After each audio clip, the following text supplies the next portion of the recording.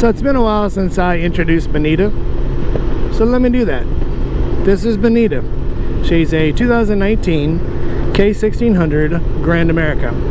She has the Texas alloy wheels, heated grips. I've installed these grip breeze guards.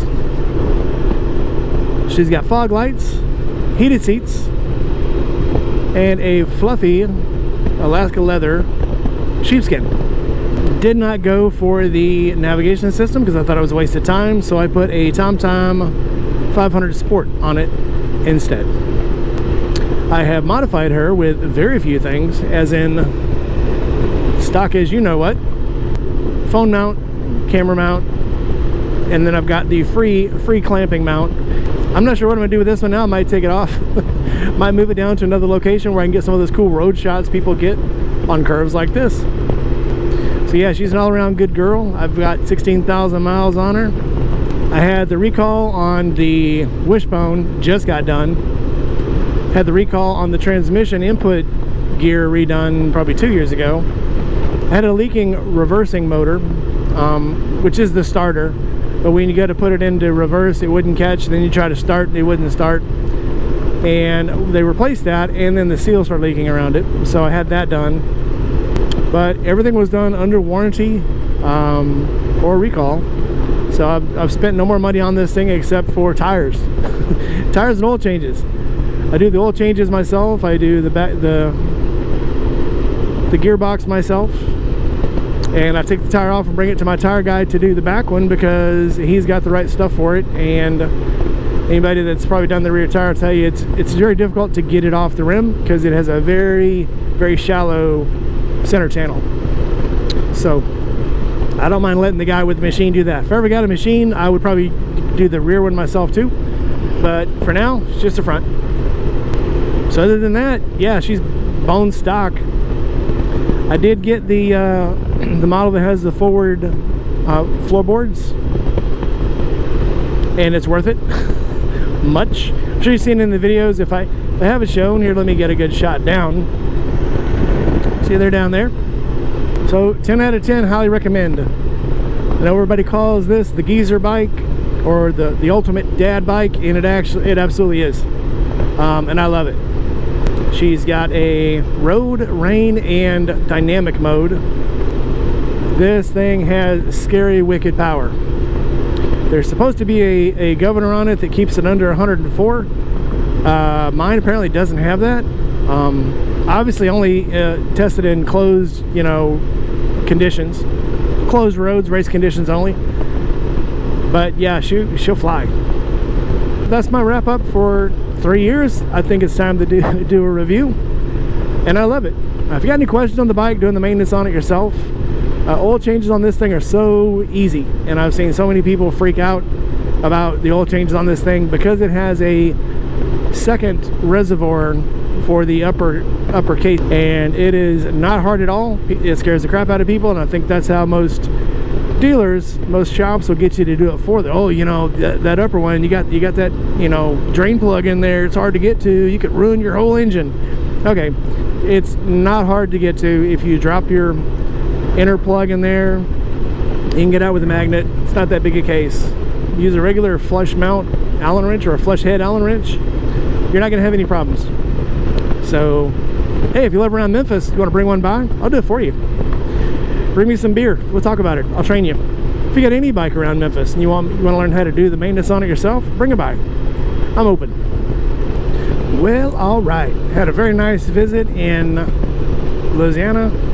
Now getting ready to shoot back up to Memphis, make a stay over for the night, and then take off. And then by tomorrow night, I should be in Cincinnati. Not quite Cincinnati, but I think me and Father Bob are planning on going out to a bike meet, bike night. And if I'm lucky, maybe it'll be the Florence Water Tower.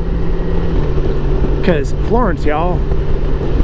If not, well, there's somewhere else we can go. So I'm following a pulpwood dump truck hauler, and it's dropping random pieces of hockey puck in the road. So I'm dodging these gigantic, like fist-sized chunks of wood. I feel confident the bike could probably take those pieces. I don't want to test my luck. So obviously there's a logging road around here somewhere, or a pulper. The dead giveaway is when you see a road called Paper Mill Road, and you're like, oh yeah, that's where the pulper is. This is gorgeous back here though. Ditches are probably full of snakes though. Yeah. Price you pay to live where it's warm all the time. One thing I am definitely going to do tonight when I get back, before I go to Ohio, I am putting a drink holder on this bike. A friend of mine, Lance, aka Everyday Grease, installed one right here. The one that goes on BMXs and 10 speeds that holds your little water bottle. He's got one installed there. And I just so happen to have a water holder in my garage, ready to be put on. So when I get home tonight, I'm gonna break it out, see what it'll take to put one on there. I don't think it'll take much, to be honest with you. So I'll put that on my build sheet for tonight. Among other things, you know, washing clothes for tomorrow, getting my stuff packed for tomorrow, charging the cameras, charging the communicators. I can do it. It's on the list. And thanks, Lance, for the idea. And just like that, we're back in Mississippi. No fanfare. The only indication you really get is the Mississippi State Trooper sitting in the median. And me looking down going 80. Yeah, I should probably slow down now. Hey, thanks for welcoming me back to Mississippi. Back on the road after another short little gas and drink fuel up. I didn't really need the gas. I did need the drink.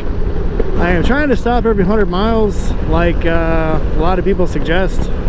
But yeah, you just kind of get lost in your own little world and forget that you need to stop. It says I've got 200 and something miles to go, so I'll try to stop somewhere around the 100-mile mark.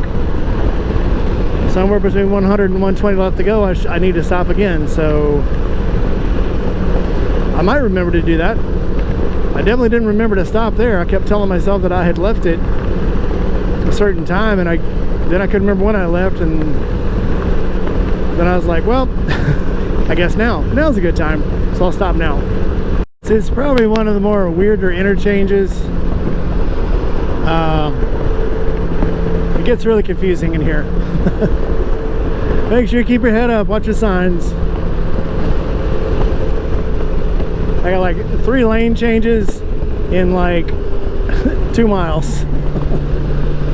That lane, no, this lane, no, that lane, nope, turn. I didn't say Simon Says. This reminds me, so we get a clear shot of it, but yeah, it reminds me of one of those sci-fi movies where everybody lives on an upper level and you can't see the bottom. And Screaming Panther Lake was kind of it was a no-go for food. The place I used to stop there used to have a crispy crunchy chicken in it, and you could get chicken strips and potato wedges, and that has been taken out and they put in a Subway, which, although it's better food, I don't have time to wait for a line of people outside of Subway. So I settled for some tea and hit the road. Another place should be in like 5 miles, so I'll stop there. Hopefully this ain't one of them things that you get off the road and the food is like 10 miles away. Okay, not too bad. Like, oh yeah, it's this exit. 12 miles that way. I've done that going through Virginia before. Who will have food? Would it be Exxon? Circle K. Circle K.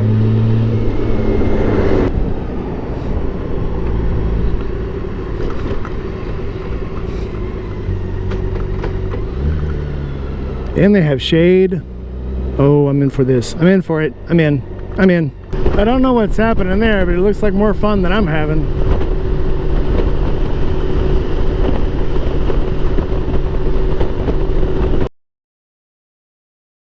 Well, good morning, people.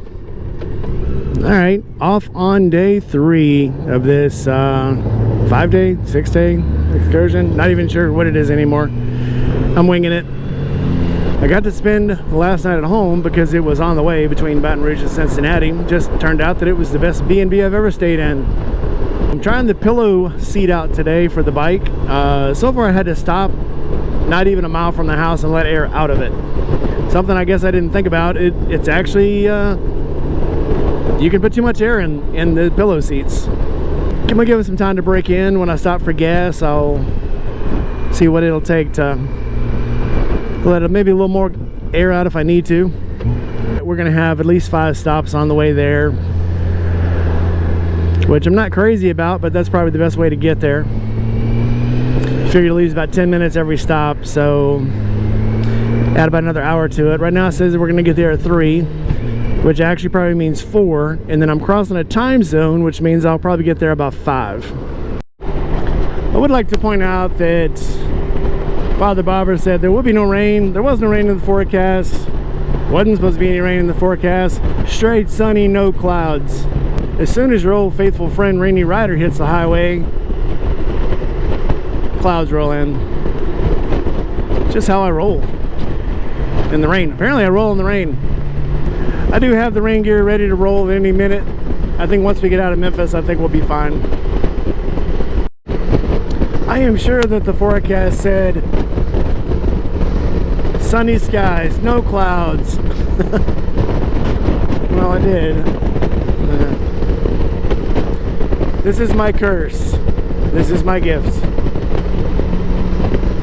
Maybe I should be driving out to the west somewhere where they're not getting any rain. Because with great power comes great responsibility. Hey, drop a comment below if your area needs rain. I'll come on out and visit you.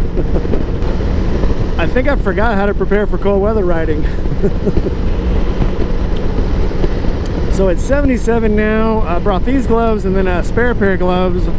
But the spare pair I bought were my black knit sports. They're a little thicker than this, but not being used to cold weather riding anymore, I'm wondering if I should have brought my leather gauntlets. Probably should have. But I got heated grips. I mean, at the most, it's just going to be the time I'm in Ohio, and I'm only going to be riding a couple hours at a time in Ohio, so. And then once I break on Saturday, I should be back in the warmth and loving sun of the South before too long. I did bring some thermal linings for the pants, and I brought a sweater and some hoodies and my thicker Rev-It jacket, so I should be fine. If there's nothing to make the trip memorable, you'll forget it. Hey, and it makes good YouTube, so come with me, watch me freeze to death. Stop number 1. Says cars only. I'm pretty sure that includes me. This is my favorite view of the Tennessee Valley coming into this area.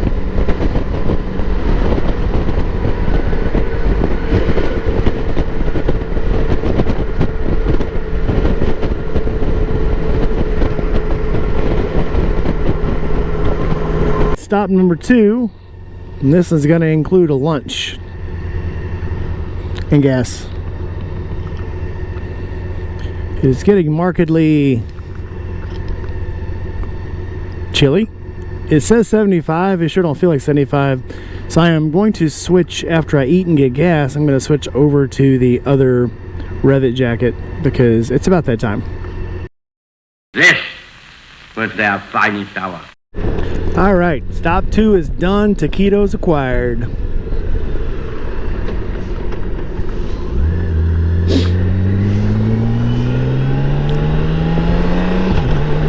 Lanes are confusing.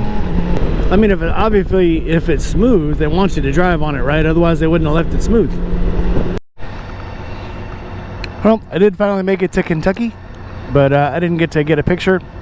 My GoPro had died. And I usually could just take my cable here and unwrap it and plug it into the adapter, but because I wrapped it the way I did, I couldn't. So I just swapped the battery out. One more battery should be good to hold me until I get there. 223 miles to go. Had to stop a little early because it was the rest stop and had a dead battery and I was thirsty, so I stopped about 20 miles early. It's fine. Is the Corvette Museum. I always say I'm gonna stop off there someday. I never do. Maybe on the way back. I gotta meet somebody tonight. Maybe on the way back I'll stop. Maybe. Possibly. I guess you don't really understand a place until you like went through it. I mean, you can see different parts of our country, different parts of the world in books and think you have a pretty good grasp on it. You got no idea, son. It's like, oh yeah, this is a mountain. Oh, that's cool. Hey, this is a valley. Oh, that's cool. And then when you go through it, it's like, boy, that's a mountain. Boy, that's a valley. Oh, that's, wow. Look at that. What's that? Oh, it's a valley. Wow. The video probably doesn't do it any justice at all.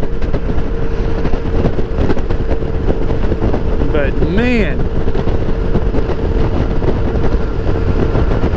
I'm sure those big hills up there don't show very good on video, but God, that's impressive.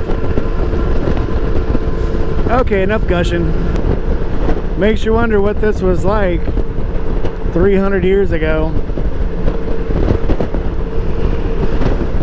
Probably freaking dangerous. Full of bears and wildcats and cougars and stuff. Can you imagine traveling through this 300 years ago? On some dirt trail? If it was even a dirt trail. It was probably a grass trail that was just beaten down. Had to steer around all the big trees. No wagons, just you and your horse. So this Volt up here, it's been up here for quite a while. And he's been hammering down. Keeps passing me and I'll pass him and he'll pass me. And I ain't going slow. So I'm wondering, he can't have much battery left. How do you take a cross-country trip or a long trip with one of those electric cars? Seems kind of counterproductive. And if you live really far from work, can you even get to work and come home? That's, I don't know. I don't see an exhaust on it, so I don't think it's a dual fuel. Well, I guess it's none of my business since I don't know. Well, he's from Louisiana. He made it this far. Good going, fella.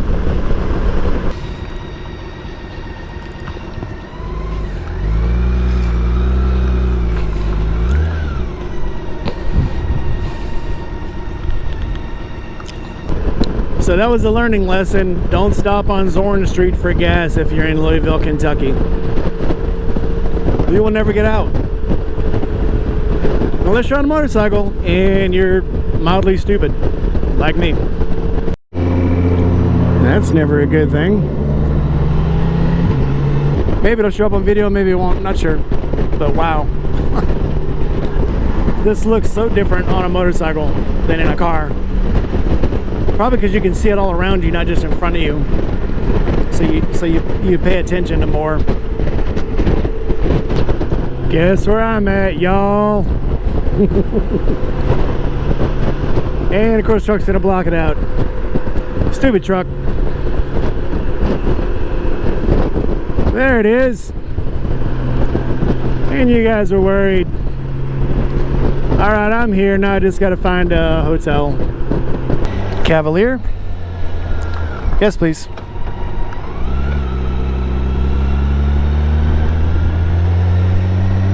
All right, let's go get checked in.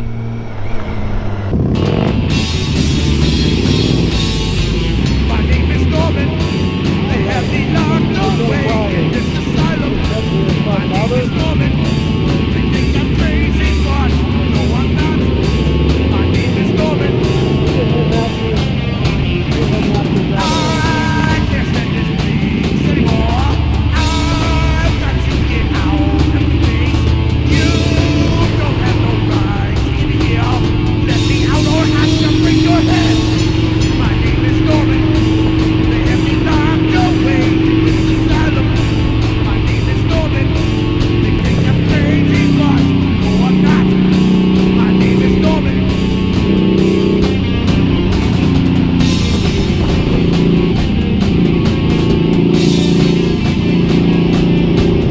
Yes, sir.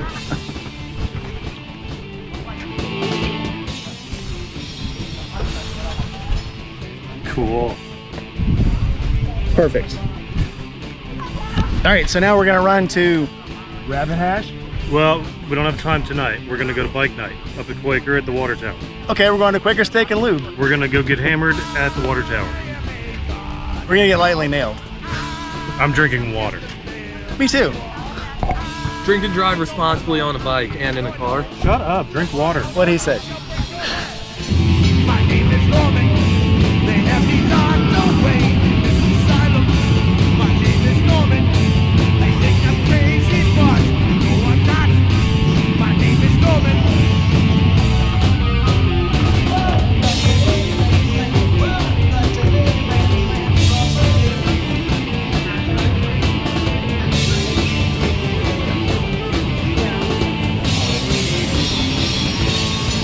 My name is Norman.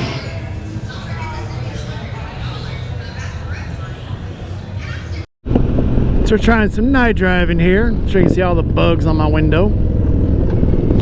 But now we're headed to Rabbit Hash. Just left the Florence Water Tower and Quaker Steak and Lube. Highly recommended, 10 of 10. It is cool, but at the same time, dark roads, always scary. Especially curvy dark roads that you've never been on. It's a thrill, man, it's a thrill. Now this is a skinny road.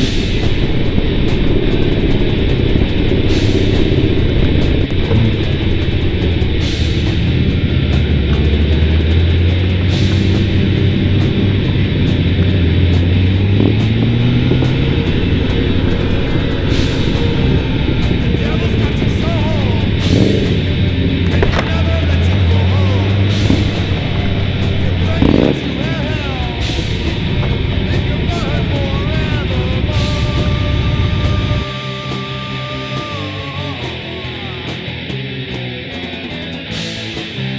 You go through much pain. You can never complain. And if you try, it'll do you no good.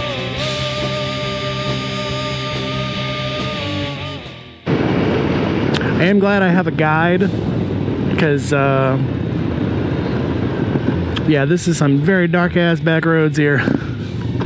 I have discovered something about the K16. With the windshield up, elevated, it puts all the air off of my head, but I didn't notice this until I put it down. When I put the windshield down, it pushes the wind off of my body, but I get it on my head, which obviously comes up with noise. But when I put the windshield up, it takes the wind off of my head and puts it on my body. What do I do with that information? I'm not sure. Hey, there's my hotel. Now I just gotta drive around in a 2-mile circle and get back to it. Very nice hotel, by the way. Didn't notice this coming in because but I was too busy. But they have a Big Boys. I don't know if you can see that. I thought it was something like Burger Doodle. It only existed in film. I'm not from here.